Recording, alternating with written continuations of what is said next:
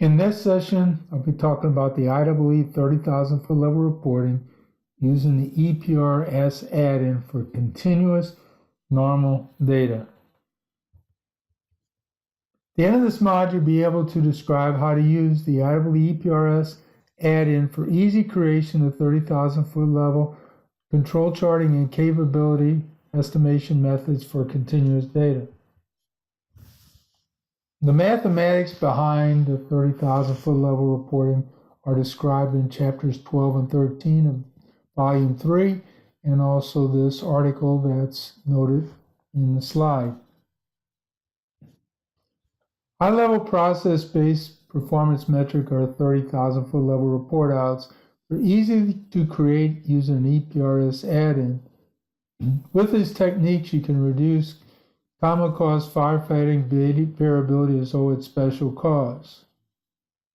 We don't want to have organizations react to all the ups and downs of the data, whereas with 30,000 foot level charts, we're structurally separating common from special cause variability because they each have their own resolution methodology.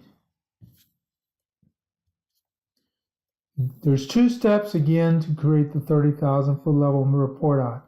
One, you want to assess the process's predictability or its stability, and then you want to look at its predictability, what you have, as an estimate of its capability performance. If there's a specification, you report out the percent of nonconformance, and if there's no specification, you report out the best estimate for the median response and 80% frequency of occurrence.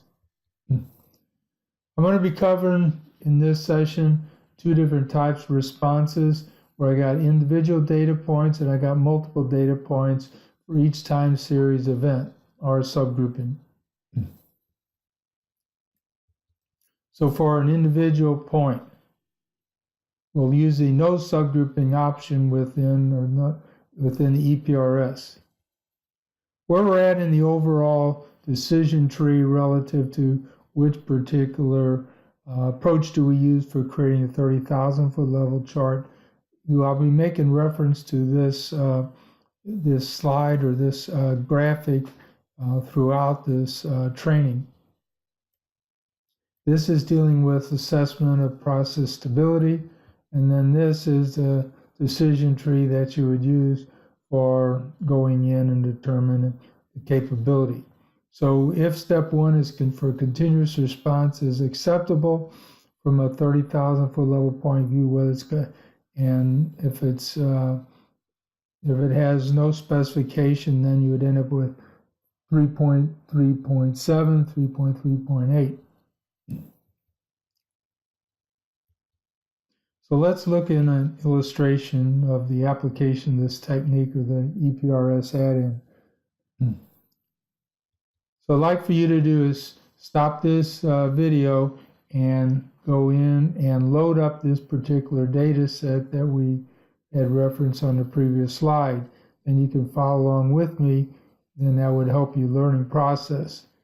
Feel free to stop this video at any time and actually work at instituting the processes that I'm talking about doing.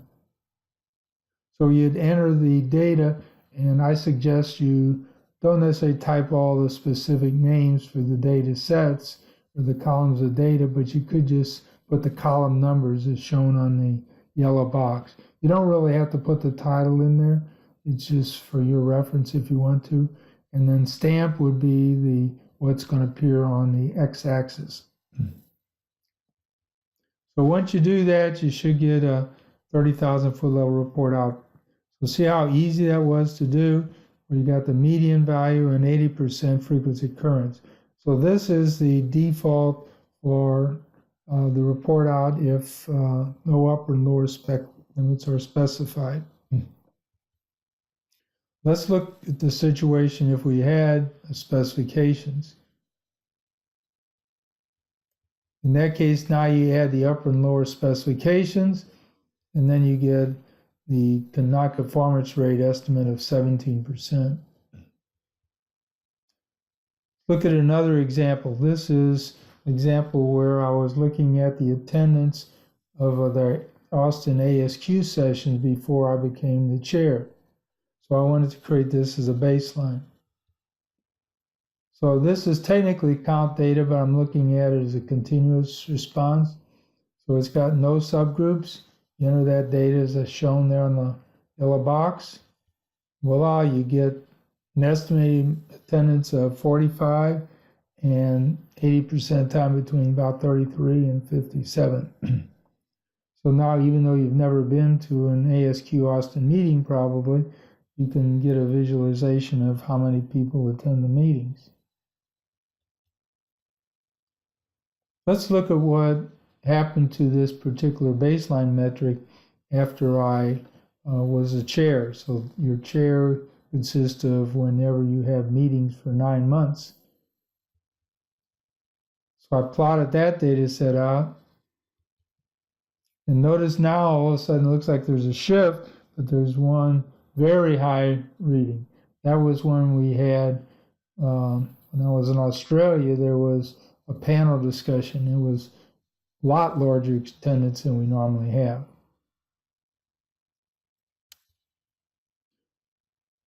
So what I'm doing now is I'm staging it on 9/11/1997. You can see the staging, and I'm still have that value outside the limits. So now what I'm going to do is, since that's a very unusual event, I'm going to omit that particular point. Now the control limits are established and calculated. Ignoring that point, we see we have a stable process now, and then this has got a prediction statement. Whenever we've got a point that's beyond the limit that appears red, it's going to say the statement is non-predictive, except if we override that ruling. And there's ways to do that. This is one of them I just talked about. So now let's move on to have multiple data points for each time series event. This is where we're at in the overall roadmap. And this is where we're going into the capability setting. So you got a spec, it ends up in one box, and if you have no spec, you end up in another box. So the data set that we'll pull up for this one here is shown there. So again, I suggest that you pull this up and follow along with what I've been doing, we'll be doing in the next few slides. In this particular situation, we have to restack the data because the format is not in a format that will work in the EPRS add-in. So we stack it. Now we've got the values in a column format that's acceptable to this form of analyses. So now we notice that we do have one point on the standard deviation chart that's indicating that the process is unstable. However, if we noted 0 is within the upper and lower control limits, that indicates that the log normal transformation may be appropriate, because obviously standard deviation cannot get below 0. So I put a standard deviation in there as a transformation for the, I do the log transformation of the standard deviation, reran it so I don't have that point that's outside the control limits. And you notice how it's got the transformation in there, and we also got a statement of the predictability of the process. So with a traditional control charting approach, for XBAR and R charts, the variability is from within subgroups. On 30,000, the variability is between subgroups. So again, at 30,000 foot level report out, we have a predictive statement at the bottom. And you can see how the charting approach can be quite differently. So some people say, well, you should react to those special cause conditions. I'm saying from the 30,000 foot level point of view, where we got variability between subgroups, they're not special cause. So you can see if you started doing plotting on the left-hand side and you got variability between subgroups, you might be having a very hard time trying to get rid of that. But it may be something that's impossible to do for your particular process, just the nature of what you're dealing with. Okay, we got another example here. Pull this one up here. Now in this particular case, we're going to run it with no subgroups. Oh my goodness, we got a lot of out of control conditions. But if you went in and asked operations and asked them, hey, do you think we could have differences by time of day? And they'll say yes. Well, then maybe we need to do subgrouping them by day.